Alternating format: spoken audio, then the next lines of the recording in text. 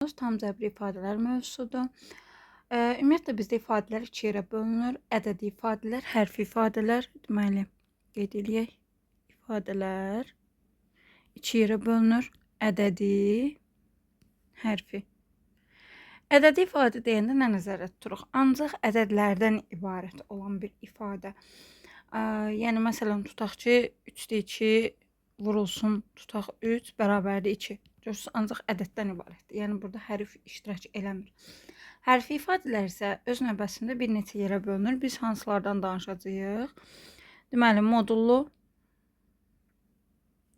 irrasional, bir də rasional.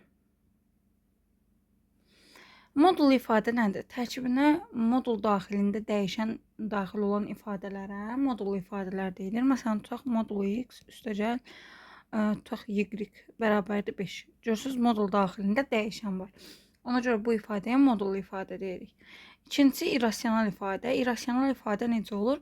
Kökün altında dəyişən olan ifadələr bizdə irrasional ifadələrdir. Məsələn, kök altında x üstəgəl y tutaq ki, belə. Yəni, kök altında dəyişən olmalıdır. Rasional ifadələr isə öz növbəsində yenidən iki yerə bölünür. Kəsir rasional ifadələr, bir də tam rasional ifadələr. Kəsir rasional ifadə nədir? Məxrəcdə dəyişən olan ifadə. Məsələn, 2 bölünsün x məxrəcdə hərf olmalıdır ki, biz onu kəsir rasional ifadə deyək. Tam rasional ifadə isə birhədli və çoxhədli olaraq iki yerə bölünür. Birhədli necədir? Ədəd və natural üstü dəyişənlərin hasilindən ibarət olan ifadəyə birhədli deyilir. Birhədlərin cəbri cəminə isə çoxhədli deyilir. Birhədli indi biraz detaya enək necə olur. Dedik ki, ədəd və natural üstü dəyişənlərin hasilindən. Sadəcə ədəddən də ibarət ola bilər. Məsələn, 3, 5, tutaq 9, 10. Bax, bunlar özü ayrı-ayrıqda hər biri birhədlidir. Və ya bunlarla dəyişənlərin hasili. Məsələn, 3m, 3 x kvadrat y. Bax, bu da öz növbəsində birhədlidir. Amma məsələn, 3 böl z desəm, bu birhədli deyil. Və yaxud 3 vurulsun z üstü mənfi 1 desəm, bu birhədli deyil. Birhədlidə hasil formasında olmalıdır. Bir də qüvvətlər mütləq naturalda da olmalıdır. Bir də belə bir şeylə səni çaşdıra bilər. Z üstü mənfi 2 deyər. Bu mənfi olanda yuxarı qalxır. 3 üstü z kvadrat olur. Bu da natural üstü qüvvətin xassələrini bilməlisiniz, onunla bağlıdır. Ümumiyyətlə, bu bölmədə natural üstü qüvvətin xassələrindən çox istifadə edəcəksiniz. Ona görə bir dənə qısaca deyək. Deməli, istənilən ədədin üstünə 0 yazırsa, cavab 1-ə bərabərdir. İstənilən ədədin üstünə 1 olarsa, cavab elə özünə bərabərdir. A üstü n vurulsun A üstü m. Vuranda üstlər toplanır. A üstü n plus m olacaq. Böləndə üstlər çıxılır. A üstü n çıxılsın m. Daha sonra A üstü A bölünsün B üstü n olacaq. A üstü n bölünsün B üstü n. A vurulsun B üstü n olur. A üstü n vurulsun B üstü n. A üstü n plus üstü m. A üstü m-ni verir bizə. Yəni, bunları mütləq bilməlisiniz, natural üstü qüvvətin xassələrini. Və çoxhədli nədir? Çoxhədli birhədlərin cəbri cəmidir. Birhədlərin cəbri cəmi, məsələn, tutaq 3x kvadrat y üstə gəlsin 2xz. Məsələn, belə. Yəni, cəm formasında olur. Sadəcə daxil olan hər biri birhədli olmalıdır. Daha sonra danışaq birhədlinin dərəcəsi, çoxhədlinin dərəcəsi. Onu misal üzərində deyəcəm sizə. Keçək misala. Baxırıq misal nömrə 5-ə. Misal nömrə 5-də birinci sadələşdirməlisiniz. Yəni, birhədlinin standart şəklə gətirməlisiniz. Birhədlinin standart şəkli necə olur sizdə? Qabaqda ədəd olur. Daha sonra isə dəyişənlər, məsələn, n-dən bir dənə olur, m-dən bir dənə olur. Hər bir dəyişən bir dəfə iştirak edir və qüvvətlər bir yerə yığılır. Yəni, o formada göstərilir. İndi daha detallı göstərəcəm sizə. Qüvvətim 5-dir. Burada da qüvvətim 3-dür. Burada hər ikisi mənfidir. 5 ilə 3 mənfiyə təsir göstərmir. Çünki tək dərəcədir. Tək dərəcəni yüksəldəndə işarə olduğu kimi qalır. Ona görə mənfini mənfiyə vurduğum üçün cavab müsbət alınacaq. Ona görə mənfiləri əvvəldən yazmırıq. Qüvvəti 5-ə yüksəldirəmsə, ədədlərin hər biri də qüvvət olaraq 5-ə yüksələcək. 3 üstü 5. Bu necə yazacağım? 3-ü 5-ə vuracağım. A üstü 15 yazacağım. Bu 1,5 3 bölünsün 2 deməkdir. Kuba yüksəldirəmsə olacaq 3-ün kubu bölünsün 2-nin kubu. Bunlar da kuba yüksəldəndə a kubu b üstü 3-ü 3-ə vuranda b üstü 9 yazacağam. 3 üstü 5 ilə 3-ün kubu gedəndə aşağıda 3-ün kvadratı qalacaq. 2 üstü 5 ilə 2-nin kubu gedəndə yuxarıda 2-nin kvadratı qalacaq. A üstü 15-i A üstü 3-ə vuranda A üstü 18, bu da B üstü 9. Deməli, əmsalım olacaq 9-da 4. Qüvvəti tapanda isə bir hədlidə qüvvət necə tapılır və ya dərəcə? Qüvvətləri toplamaqla 18 ilə 9-u toplayırsınız, cavab olacaq 27. Qabaqda duran əmsalımdır, bu isə qüvvətimdir. Hasilini istəyir 9-da 4-ü vuracam 27-yə. 27 ilə 9 ixtisar gedir 3, 4-ü 3-ə vuranda cavab alacaqsınız 12, yəni A variantı. Aydındırmı? Bu da bir hədlinin dərəcəsi. İndi keçək çoxhədli ilə bağlı. Çoxhədlini elə bu misalın üzərində həm dərəcəsini deyəcəm, həm də sərbəst həddini deyəcəm. Çoxhədlinin dərəcəsi deyəndə nə başa düşülür? Çoxhədliyə daxil olan ən yüksək dərəcəli bir hədlinin dərəcəsi adlanır bizdə çoxhədlinin dərəcəsi.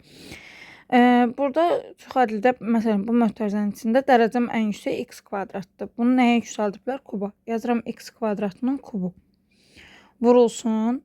Burada ortada vurmadır. Burada isə ən yüksək bizdə x kvadratdır. Bunu da qüvvət olaraq yüksəldiblər 70-ə. 2-ni 3-ə vuracam 6, 2-ni 70-ə vuracam 140. Toplayırsınız x üstü 146. Bu bizim dərəcəmizdir. Sərbəst həddi tapanda isə sərbəst hədd dəyişəni olmayan həddir. Dəyişənlərin yerinə 0 qoymaqla tapırsınız. X-lərin yerinə 0 qoysaz, bunlar hamısı gedəcək 0-a. Burada 5-in kubu 125, burada da 1 üstü 71. Ortada burada vurma olduğuna görə çox uşaq çaşır. Buradakı toplama ilə dolayı götürür 125 ilə 1-i toplayır. Yox, 125-i 5-ə vurmalısınız. 1-ə vurmalısınız. O da olacaq 125. Yəni B variantı. Məsələn, birinə də baxaq. Deməli, burada mötərizənin içərisində ən yüksək x üstü 27-dir. Qüvvət olaraq yüksəldirik 4-ə. Burada dəyişənim x-dir. Yüksəldəcəm 3-ə. Burada dəyişənim x kvadratdır. Yüksəldəcəm 2-yə.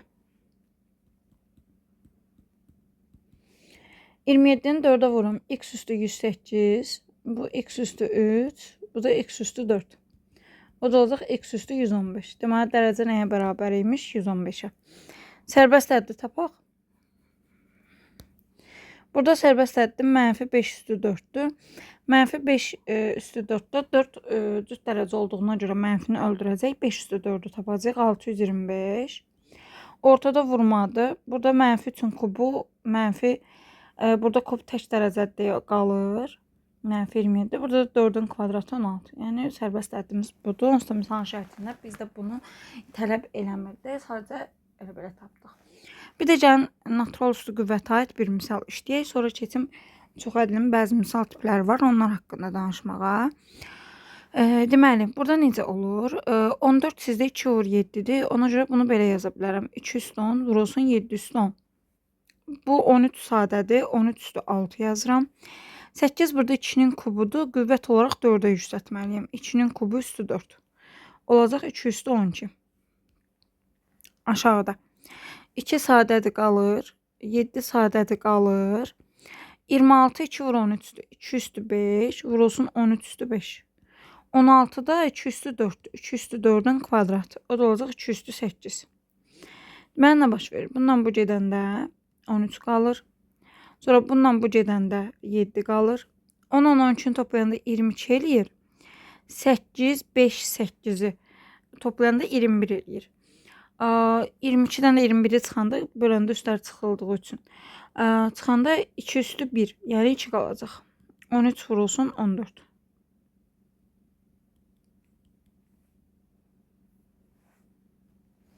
O da cavab olacaq 182. Yəni D variantı. Bu da natural üstü qüvvətə aid misal tipi. İndi gəlin sizə çoxhədlinin bəzi misal tiplərindən danışaq. Misal nömrə 5-ə baxırsınız. Deyir, A parametrin hansı qiymətində çoxhədlinin standart şəkildə yazılışında x kubun əmsalı 0 olar. Çoxhədlinin standart şəklə gətirmək üçün bu mötərizələri gərək vurub açaq. O da bizdə imtahanda çox vaxt tələb eləyir. Bu qədər vaxt itirməmək üçün biz əsas baxmalıyıq ki, x kubu harda yaranır. Məsələn, sən x kubunu x-ə vursan yaranmayacaq, x üstü 4-ə gedir. X kubun mənfi a-ya vuranda mənfi a x kubu. Bu yarandı. Mənfi 2x kvarsan x-ə vuram, mənfi 2x kubu. yarandı.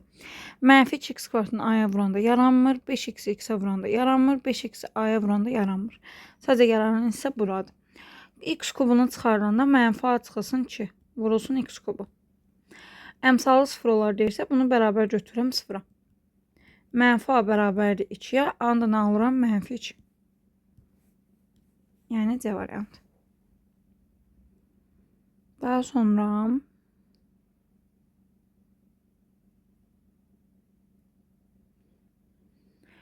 19-cu misal. Deyir m çoxhədlisinin dərəcəsi 7-dir. Onda m-ə nə deyirsiniz? M-ə deyirsiniz bir dənə x üstü 7. N çoxhədlisinin dərəcəsi isə 9-dur. Onda n-ə deyəcəksiniz, məsələn, y üstü 9. Gətirib bu misalda yerinə qoyursunuz. X üstü 7 çıxılsın y üstü 9. Vurulsun x üstü 7. Düzdürmü? Burada necə olur? Çıxmada böyüyün götürməliyəm. Y üstü 9-u qüvvət olaraq kvadrata yüksəldiblər. Vurulsun x üstü 7. 18, 7. Vuranda üstlər toplanır dərəcədə. Az olacaq 25. Baxışsız misal nömrə 25-ə. Deyir, çoxhədlinin dərəcəsi 90-a bərabər olarsa, n-i tapın. Deməli, çoxhədlinin dərəcəsi çoxhədliyə daxil olan ən yüksək bir hədlinin dərəcəsi idi bizdə. Siz burada müəyyən eləməlisiniz ki, budur mu böyük, yoxsa budur. Ya ümumiyyətlə 2 hal qoyub ikisini də yoxlayıb axırda böyüyü seçmək olar və ya əvvəlcədən n-in yerinə qiymət qoyub böyüyü də müəyyən eləmək olar. İndi 5-ə yüksəlsəz bunu 5-ə vurmaq deməkdir. Olacaq 5-in üstəgəl 15 dərəcə. Bunu da 5-ə vursam olacaq 15-in. Mən bunu 90-a bərabər eləsəm 5-in olur 75. N-i tapıram 15. Düzdürmü? Bunu 90-a bərabər eləsəm n-i alıram 6. İndi nə bilək ki, n budur, yoxsa budur. Sən n-in yerinə 15 götürsən, bu 45 eləyir. Bu 18 eləyir. Axı 45 götürməlisən böyük olaraq. 45-də 5-ə vursan 90-ı aşacaq. Deməli, bu deyil. 6 qoyanda bura 9 olur, bura 18 olur. Həqiqətən də ən böyüyü 18 olmuş olur. Ona görə də n-in qiymətini 6 götürürsünüz. Və ya əvvəlcədən baxıb düşünə bilərdiniz ki, böyük olan budur. Yəni, x üstü 3n-dir. Ona uyğun da işləmək olardı n-in yerinə qiymət qoymaqla. Sonra 30 tipli suallara baxaq. Deyir, çoxhədləri bərabər olarsa, bu cəmi tapın. Yadınızda saxlayın. İki çoxhədlinin bir-birinə bərabər olması üçün əsas şərt, deməli, məsələn, bir tərəfdə x kvadratın əmsalını neçədirsə, digər tərəfdə də eynisi olmalıdır. Yəni, dəyişənlər, əmsalları, dərəcələr, bunlar hamısı eyni olmalıdır. Məsələn, baxırsınız, bu çoxhədlidə x kubu yoxdur. Amma burada var. Deməli, əmsalını 0 götürəcəm ki, yoxa çıxsın. Orada a-nı 4 tapacaqsınız. Məsələn, burada x kvadratının əmsalı 3k-dır, burada 12-dir. Deməli, 3k 12 olmalıdır. Onda k-da 4-dür. Daha sonra burada x var, burada yoxdur. Deməli, əmsalı 0-dır, m-sı 0-dır. Bir də burada sərbəst həddim var, burada yoxdur. Deməli, sərbəst hədd də 0-dır. Onda b-də 5-dir.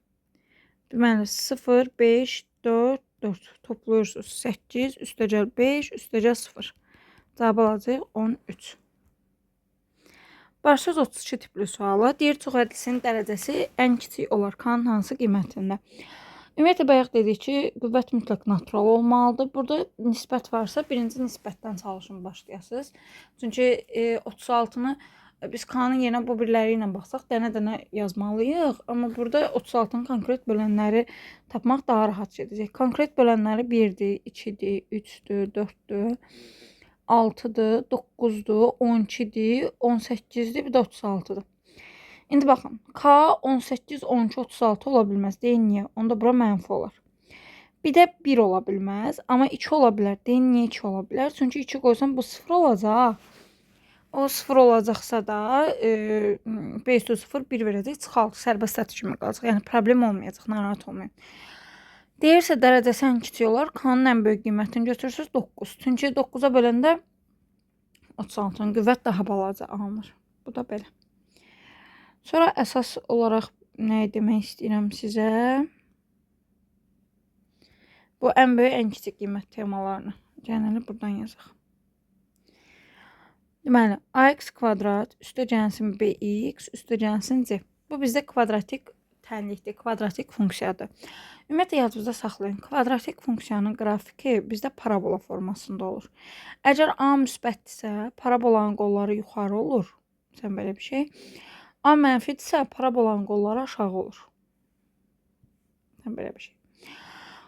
Deməli, burada yadınızda saxlayırsınız. A müsbətdirsə, bu parabola yuxarı doğru uzanır, gedir. Onda sən ancaq danışa bilərsən bunun ən kiçik qiymətindən.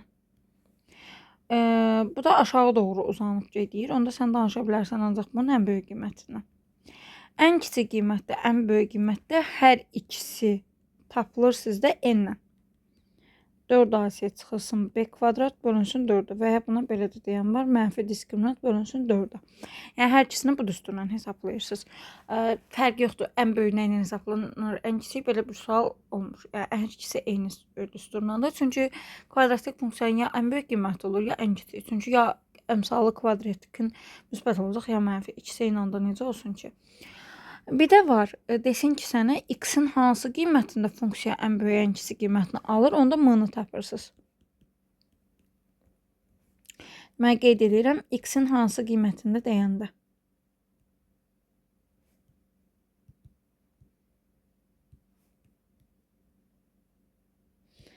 X-in hansı qiymətində deyəndə isə m-i tapırsınız. Mənfi b bölünsün 2 ilə. İndi bunun misal tipləri, bir var o sadə düsturla tapılan tiplər. Sadə düsturla tapılan tiplər sadəcə yerinə qoyursunuz, hesablayırsınız. Bir də fərqli tiplər var. Gəlin birinci bunlardan başlayaq. Düsturla da hesablamağı göstərim sizə. Görürsünüz, burada eynidir. Burada da bu hissələr görürsünüz, eynidir. Bunları qəti şəkildə atmırsınız.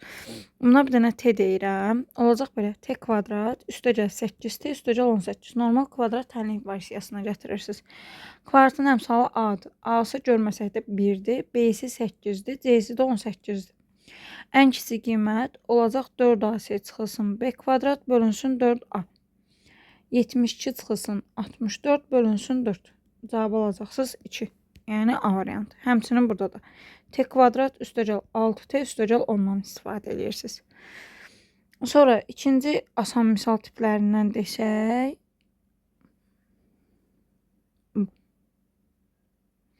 Burada nə edirsiniz? Müxtəsərə gətirməlisiniz. 9x kvadratın dostu 6x-dir. Üçüncü 1 olsa müxtəsər verir. Y kvadratın dostu mənfi 2y-dir.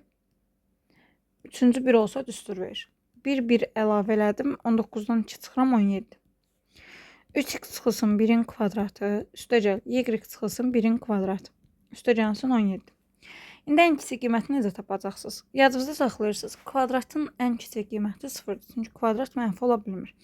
Sadəcə bir məsələ var ki, bu mötərizənin içində 0-a çevirən qiymət var, yoxsa yoxdur. Baxıram içinə 3x çıxılsın 1-də, x-in yerinə 3-də 1 qoysam 0-a çevrilir. Deməli, bunun ən kiçik qiyməti 0-dır.